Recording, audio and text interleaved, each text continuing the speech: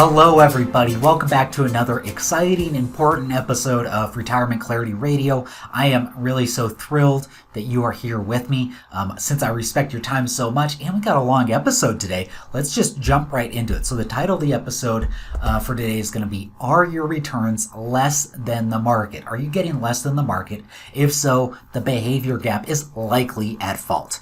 And now, this is something that's actually really sad and troubling for your finances. We're going to be talking about why people have poor returns on their investments. And no, it's not because the market is doing poorly. Instead, it's typically because of investor behavior, individuals' behavior, or in other words, human error. Human behavior that causes investors to walk away with much lower returns than they could have achieved. Now, you might be asking why? Well, it all comes down to behavior mistakes, not low IQ. Let me reiterate, not low IQ, it's behavioral mistakes. You can call it fear, you can call it greed, you can call it making your investments more complicated than they need to be, not thinking about your long-term plan, or another of other explanations. No matter how you look at it, investor behavior, how we actually act, how people actually act causes them to get much lower returns than what is otherwise possible. Now, author Carl Richards wrote about it best in his book, The Behavior Gap. And I highly recommend that you pick that book up if you're interested in this topic, and you should be. Now, in it, he says, and I quote him, studies find that the returns investors have earned over time are much lower than the returns of the average investment. And now let me just repeat that. Studies find that the returns investors, individual people get, have earned over time are much lower than the returns of the average investment. So individual investors get a worse return than the investment that they typically own. Now, there's a number of studies on this, but one of the most famous ones is done by Dalbar, and they do an annual report titled The Quantitative Analysis of Investor Behavior. So every year they review the returns individual investors actually get versus what those investment funds that they invested in actually got. So let's just discuss some of their results. So in a study published, and you can get all this at dalbar.com, I should let you know, though, that they do charge for these reports, so FYI. So in a study published in 2020, looking at the results through the end of 2019, they looked at a number of periods, but they also especially looked at 20 and 30-year returns of individual investors, and these results are honestly quite dispiriting, quite sad. So over a 20-year period, individual investors invested in equity, or stocks, got a 4.25% rate of return. In that same 20-year period, the S&P 500, which is the most famous index that tracks the largest 500 companies in the U.S., that got a 6.06 return. So individual investors got 4.25, the S&P 500 got 6.06. So that means individual investors got a 1.81% lower return than an index fund that they easily could have bought, held on to, and just reinvested in quite simply. Now, over a 30-year period, though, the results were even worse. The average investor who is investing in equities got a 5.04% rate of return, while the S&P 500 got a 9.96% rate of return. That's a difference, if I got my math right here, of 4.92%. So the S&P 500 did 4.92% better than the average investor who's invested in equities. So this phenomenon is known as the behavioral gap, and it's a really serious problem when you think about the decades of compound earnings that you could be getting, but you don't because you fall to these behavioral mistakes. In terms of real dollars, these lower returns really add up. So just some really quick basic math for us. Let's say you start out with $100,000, you contribute $10,000 annually, and after 20 years, you get the average investor return of 4.25%. Over 20 years, you'll end up with $548,000 in change. Now that's not bad. That's a lot of money. But if you remove those behavior mistakes and you just get the S&P 500 returns of 6.06, using all the same assumptions that I just laid out, you would end up with $717,000 in change. So that's a difference of approximately $168,000. So if the average investor removed those behavior mistakes, remove that behavior gap, they would have had $168,000 more to spend in something like retirement. Now, if we do this for the studies that they did over 30 years, the difference is even greater. So again, let's say you start out with 100 grand, you contribute 10,000 annually, and for 30 years, you get the average investor return of 5.04%. Over 30 years, you'll end up with about $1.14 million. And again, that's a really solid chunk of change. That's a lot of money. However, if you would have been able to remove the behavior mistakes and you just got the 9.96 that the S&P 500 got over that same 30-year period, you would have ended up with just over $3.5 million. So again, if you avoid the behavior mistakes, you just get the S&P 500 return over 30 years, you end up with $3.5 million. If you get the average investor return, which includes behavior mistakes, you would have ended up with around $1.14 million. So that difference is just astronomical when you look at a 30-year period with the compounding interest of not making the behavior mistakes and making those same behavior mistakes. So we know that there's an issue in terms of people getting in their own way. And so for the rest of the episode today, I want to talk about why is that? Why don't people at least get returns equal to the investments that they own? Now, Dalbar has some insights on this on a general term, and I'm going to quote them in a second, and then I'm going to discuss 5 reasons in my mind why investors fall prey to these behavioral mistakes. So here's what Dalbar has to say. Investor behavior is not simply buying and selling at the wrong time. It is the psychological traps, triggers, and misconceptions that cause investors to act irrationally. That irrationality leads to buying and selling at the wrong time, which leads to underperformance. Now, that's a really fantastic summary, and we're going to go into a little more detail on each of those 5 points. So the first one I have for you, let me take a little sip of water. The first one I have for us is letting your emotions get in the way. And this is a really big one. These emotional mistakes are really just huge hazards as it relates to you building up those investment accounts.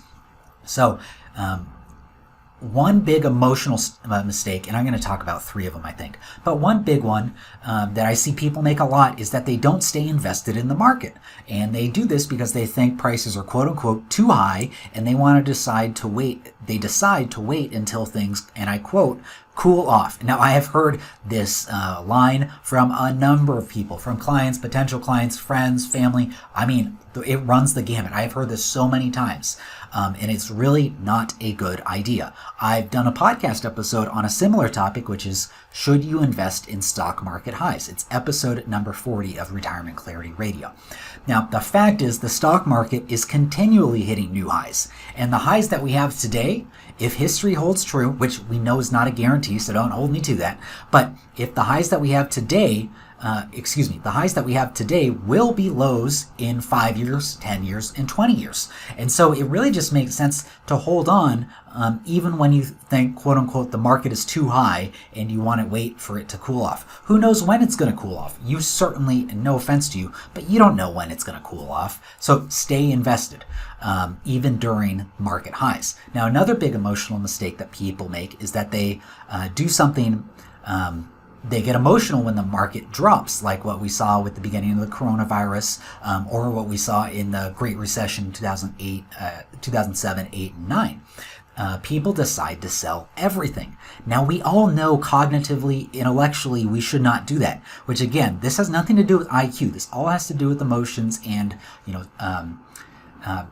emotional mistakes that people make. So we all know we should not sell when it's low, but it's still tough emotionally to hold on to our investments when they're seemingly falling every single day during events like that. Another big emotional mistake is that you might see a hot new investment like Bitcoin, the Reddit stocks that we saw earlier in 2021, or Tesla, what Tesla's done over the last 5 to 10 years in the stock market. You might see those hot investments and you say, boy, I've got to get into that, and you decide to jump into it after all of these stocks have made incredible gains, which means that you're holding a very overvalued investment at the tail end of its upward trend. And so it's really not a good situation to be in, but that is definitely a big emotional mistake that people make. So these are all potential ways that your emotions could cause you to have this behavior gap that we're talking about today. As with all things in personal finance, knowing your own emotional tendencies will help you create the right financial plan and investment strategy, which is going to help you avoid these common and costly, very costly pitfalls. So that's number one big reason why we have this behavior gap. Number two is thinking that you're too smart, too good to buy and hold. Now, as you can imagine, as a financial planner myself, I speak to a lot of people about their money and their investments. And one really familiar refrain that I hear often is, why should I buy and hold? Why not buy low, sell high? And you've probably heard that phrase yourself before. And I've spoken to this on my podcast before, but I'll say it again. I do not know of anyone who has successfully been able to predict market trends to determine what's this quote unquote high point that we're going to sell it at, so that they know when to sell. Like, how are you gonna quantify that we're at a quote unquote market high and it's not gonna go any higher, so that's the perfect opportune time for you to be able to sell everything? And then on the other side, I don't know anyone who's consistently been able to buy back in when the market is at a quote unquote low. So you have to time when to sell perfectly, and then you have to make sure that you time when to buy back in again so that there's not more further drops. And I just have never seen anyone able to do this consistently. Now, if these people exist, let me know about it, because I'd like to see what they're doing. But I really don't think anyone like that does exist. The top investors of all time that we all know and follow are the ones who do not engage in this behavior, and they don't try to pretend that they know what the market will do in the next week, month, or year. And then in addition to that, over the next 10 to 20 years, we can be very confident, although again, no guarantees, we can be really confident that the market's going to rise. Now, I've talked about this study from BlackRock before. It's on my website at forthrightfinances.com. Click on blog and you'll find this episode. But they've tracked, the longer that you invest, the lower risk you have of losing money. And so what they've done is they've said over a 5-year period, if you invest in stocks from 1926 to 2019, that's when the range of the study ended.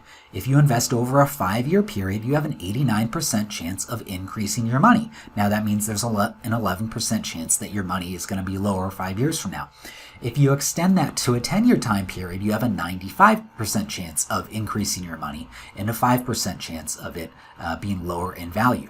And if you extend to a 15-year time horizon, you have a 99.8% chance of increasing your money in the stock market if you can hold on for that long-term time horizon. So for us that are investing, who maybe have a couple decades to retire, until retirement, it's a no-brainer for us to be investing with that time horizon. But even if you're in your 50s, 60s, and 70s and you're close to or in retirement right now, well, guess what? You're going to want that you're going to want your investment accounts to keep on growing for the next 3+ decades. So you also have that 3 to 4 decade time horizon, because you've got to be able to generate an income for the rest of your life. And the only way you're going to be able to do that is really with having some kind of equity in your portfolio.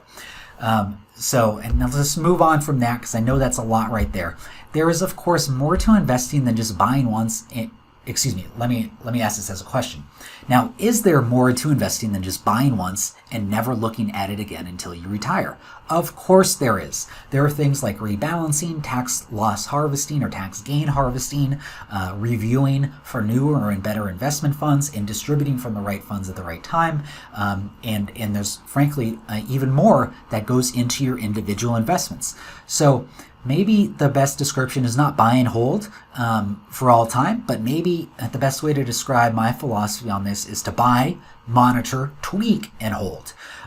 However, which way we want to describe it, we know what we don't want to do, which is buy, then sell, then buy back in again, then sell, and then just repeat that process continually. Again, don't know anyone who's done that successfully, and I really would encourage you not to try that on your own.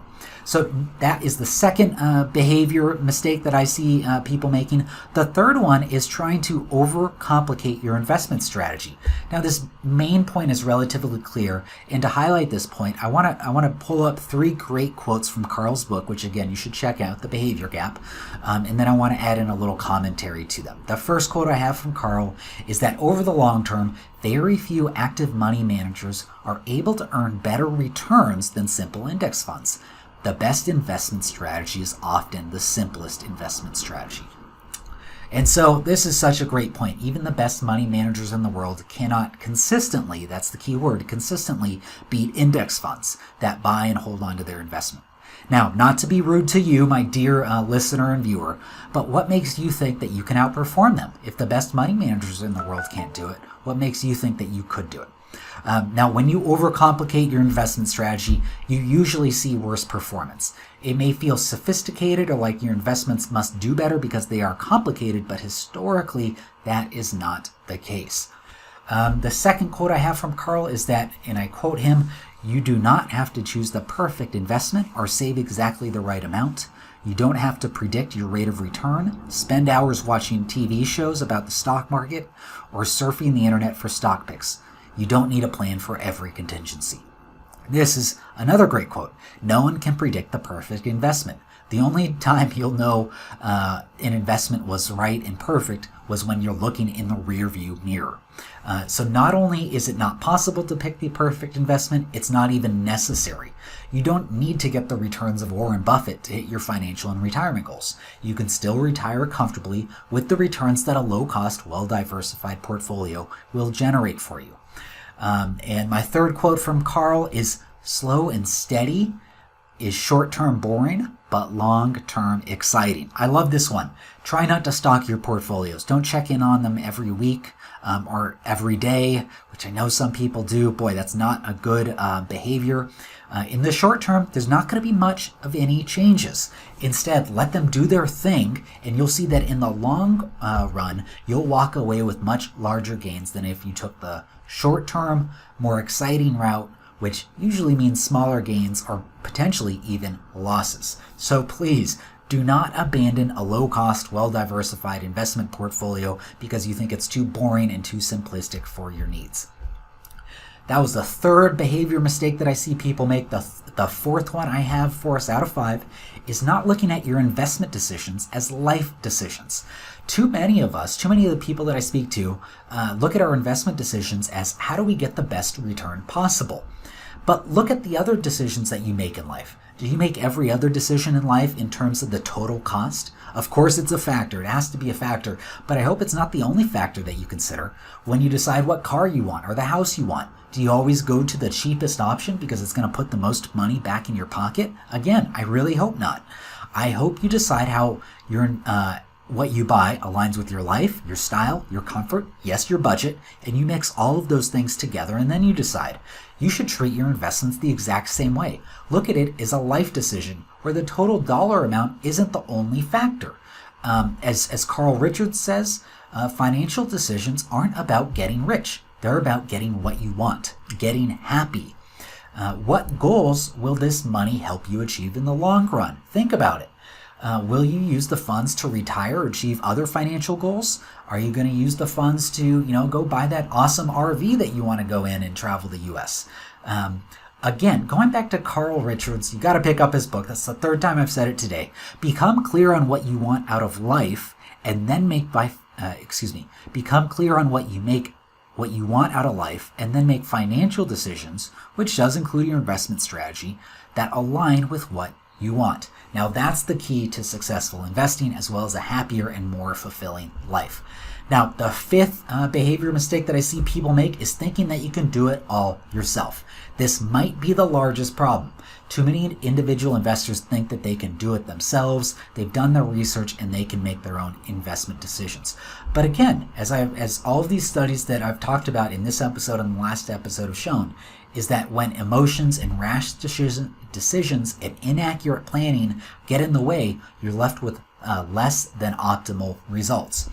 Instead, I think you should let a financial planner help you make these decisions. You'll have a neutral third party who can help you come up with the right financial plan and investment strategies to help you make the right decisions, as well as help you avoid this behavior gap so that you can achieve your goals and get the best returns possible. Now, if you think I'm biased, well, you are right, guilty as charged. Of course I'm biased. I'm a financial planner myself. But you do not just have to take my word for it on this. As I talked about last week, numerous studies done by independent third parties have said the same thing. Vanguard, Russell Investments, and Morningstar have all studied the issues and shown that the value of working with an advisor can exceed the price that you pay. Now, and I should add in one last thing, one very important value that you get working with a good financial planner is that they're going to be the barrier between you and these behavior mistakes that really could derail your financial and your retirement goals. So those are the 5 main points that I have for us today in terms of the behavior gap and why people succumb to it. If you are earning less than the market, you are not alone. I do not, make this episode to knock you or insult you. A lot of people make these same mistakes. But there are ways to change it. It comes down to changing your behaviors and putting guardrails in place so that you don't make these mistakes going forward in the future. Again, one way that you can do this is by hiring a financial planner to not only help you prevent these biases and mistakes, but you also get their expertise as well as the ability to delegate numerous responsibilities to them. Fellow financial planner and writer Ben Carlson said it best when he says, quote, "The behavior gap tells us that financial plans are worthless, but the process of financial planning is extremely important. A plan assumes you know what's going to happen in the future, which we all know is next to impossible. But consistent planning assumes you admit things will be unpredictable and you act accordingly." So I hope this whole episode has been helpful. If you would like to learn more about creating your own retirement plan investment strategy with me, you can set up a time for us to speak at startmyretirement.us. Again, that's startmyretirement.us. Again, thanks for watching, listening, and I'll see you all next week. Bye. Thanks again for listening. As a reminder, you should consult with a financial advisor familiar with the specific circumstances of your unique financial situation before making any financial decisions. Nothing in this podcast is a solicitation for the sale or purchase of any securities. Any mentions of rate of return are hypothetical in nature and not a guarantee of future returns. Scott Newhouse, CFP, is an investment advisor representative of Forthright Finances, a California and Nevada registered investment advisor.